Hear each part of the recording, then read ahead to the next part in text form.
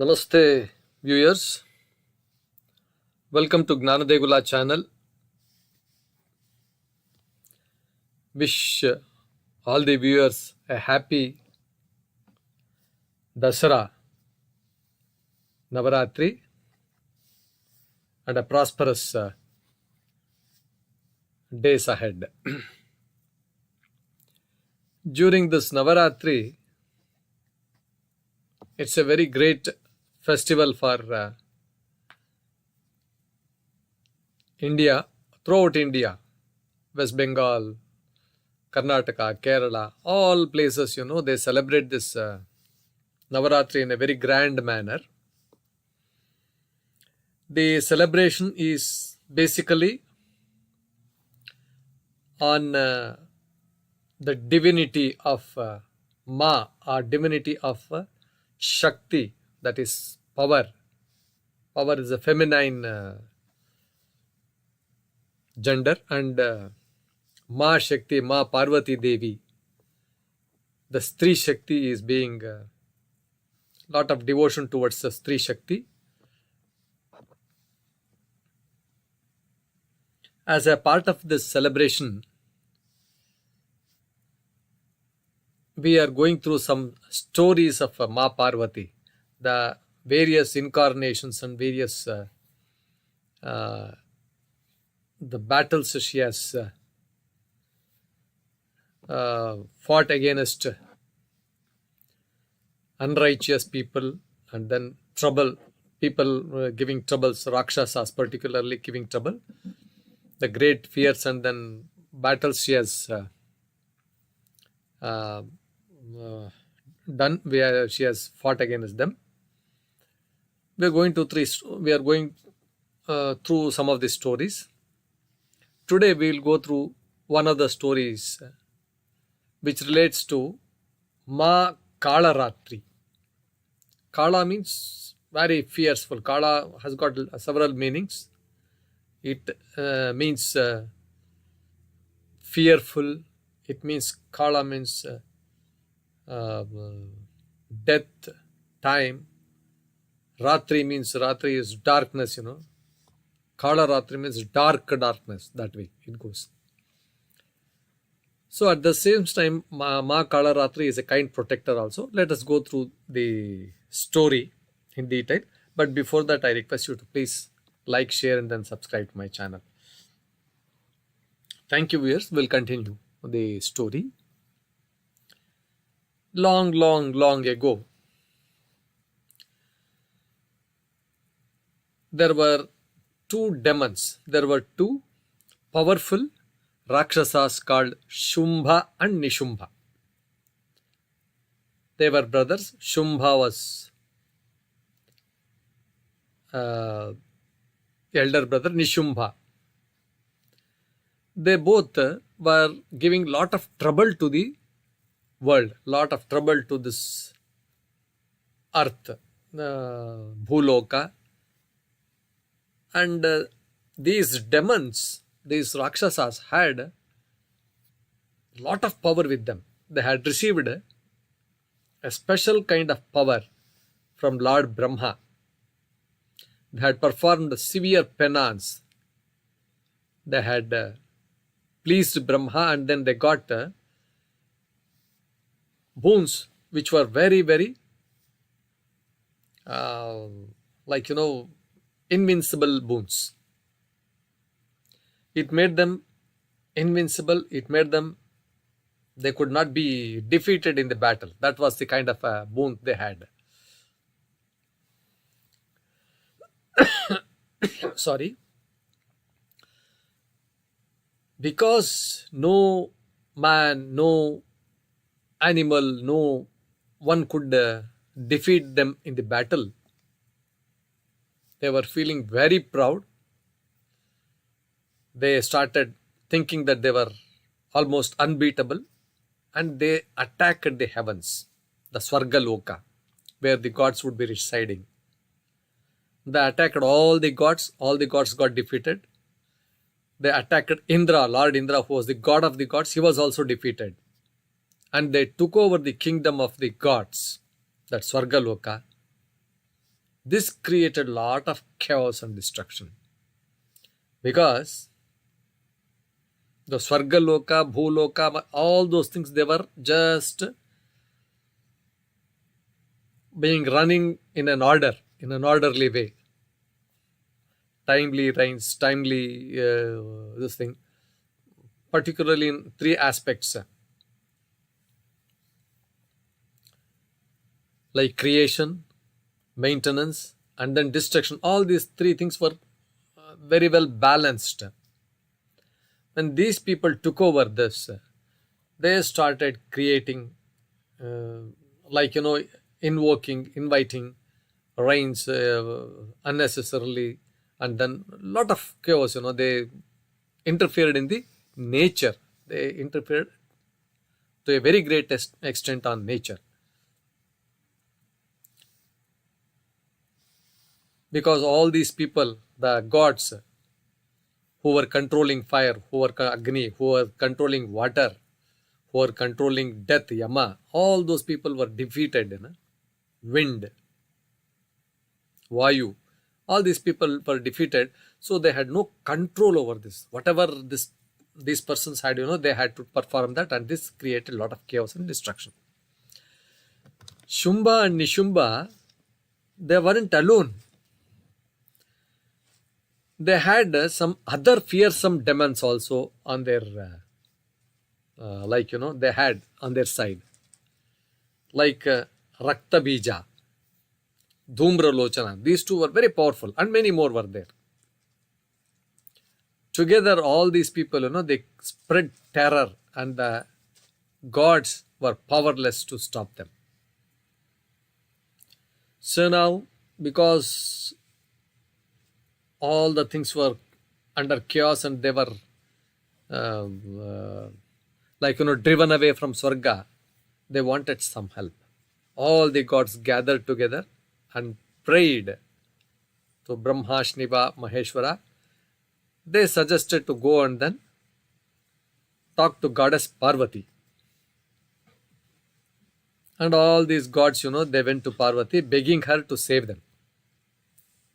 Parvati also saw the suffering caused by these demons, and then she decided to take on this fierce and powerful form, in a very fierce and powerful form, to defeat them. So she decided to take on the fierce and powerful form and defeat them. She transformed herself into Kaalratri, a very fearful,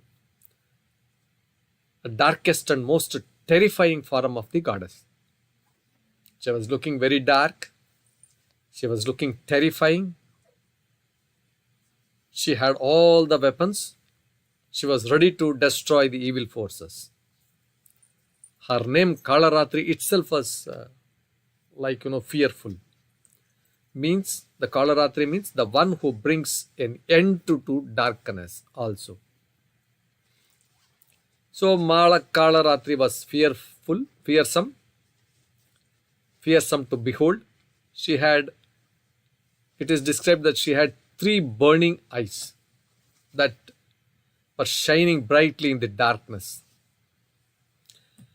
Her skin was as dark as the night, almost pitch dark. And when she exhaled, when she left her breath, when she exhaled, it would spit fire out of her mouth. She carried a sword in one hand and a thunderbolt in another. She was very fierce. But despite her terrifying appearance, she had 2 hands which raised in blessings. One in the Abhaya Mudra. Abhaya means I protect you, protecting Mudra, which removes the fear, and the other, the Varada. Varada means whatever you ask for, whatever boons you ask for, I am going to give you. These 2 were there. These 2 were there to remove fear, and the other, Varada Mudra, to grant boons and blessings. She was fearful, fierce, but she was also a protector. She had all these two qualities. When Shumbha and Nishumbha heard about this beautiful, though she was dark, she was very beautiful, looking very beautiful, and she was powerful. She was very attractive. Even when she was dark, she was very attractive. So this Shumbha and Nishumbha heard about the beautiful and powerful goddess. Somehow, started they started to love her and they wanted her. So they sent a message to her through one of the messengers. The messenger praised her beauty and said, "My kings Shumbha and Nishumbha are the rulers of all these three worlds and they wish to marry you.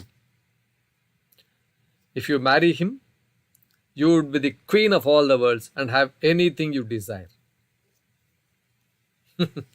Maa Kaalratri was not interested in this kind of things, this offer. She wanted to kill them. But she calmly replied, "I have made a vow, I have taken a oath that I will only marry the one who can defeat me in battle. Go and tell your kings to fight with me, and if they want to win my hand, let them fight with me." The messenger was shocked, but returned to the demons with her message. Shumbha and Nishumbha were very furious, having received such a message, having heard this message. They felt insulted that a lady had challenged them to a battle. Shumbha said, "Okay, something, some childish words she has been uttering. We are too powerful. We are no match to her. She is no match to us. So we don't want to fight a woman." Okay, thinking that way, they sent Dhumralochana to deal with her. First they sent Dhumralochana, go and then attack and then bring her. Dhumralochana, with all his might, with all his army, he marched towards this Maa Kaalratri to fight. But the goddess was very powerful. She was not stoppable. She was unstoppable. Just one roar and the sound of hum from her mouth, which spit fire, which spit great fire. She turned Dhumralochana itself and then she burnt him to ashes. They burnt his entire army to ashes. Seeing this, the other demons who are seeing all these things from a far off distance, ran back, rushed to they also came to fight with her, but she defeated them, and some of them who were there at the far end, they went back and then told the king that this has happened. Then both Shumbha and Nishumbha were furious. They sent Raktabija, a Rakshasa who had some special powers. Whenever a drop of his blood touched the ground, a new Raktabija of the same size, same capacity, same power would spring up. So, as many drops of blood dropped on the earth, so many Raktabijas would spring up. This was a boon given to him. This was really difficult, and then it made impossible. It was impossible to kill him. So it looked as if he was an unbeatable enemy. But Maa Kaalratri had different plans. She was clever. She started fighting this Raktabija and then all the army. Straight away she attacked Raktabija with her sword, and he was hit on his neck.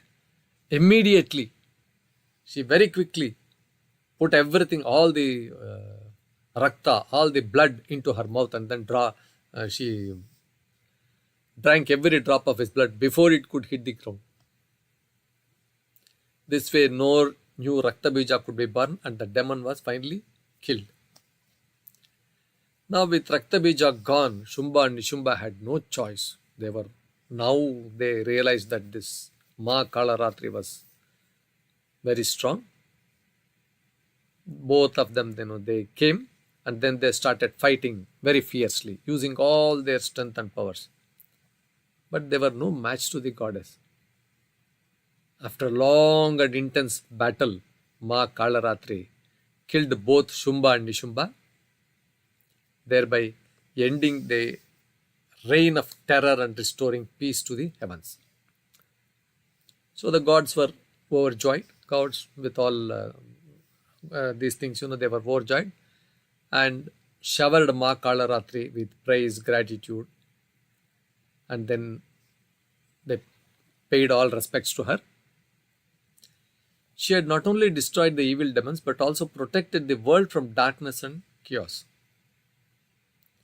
And one more thing was that despite her very fearful appearance, Maa Kaalratri was also known as Shubhankari. That means one who would give good fortune and protect her devotees from evil. Shubham, good. Kari means one who does that. So, as a mark of respect, as a mark of gratitude, as a mark of devotion, on the seventh day of Navarathri, people worship Maa Kaalratri to seek her blessings for protection, strength, and courage. Thus, Maa Kaalratri is a reminder that even in the darkest times, there is always a ray of hope, a ray of light and goodness that can overcome any evil.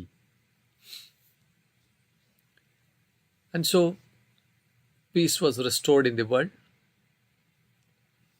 due to the bravery and power of Maa Kaalratri, one form of Maa Parvati, who was fearless and compassionate goddess, who is always ready to protect her devotees and destroy evil. So, viewers, with this story, we conclude this episode. I hope the story was quite interesting. Please like, share, and then subscribe to my channel. Please listen to this story, and then we all pray to Maa Kaalratri, pray to Maa Parvati for her blessings on all of us. Thank you.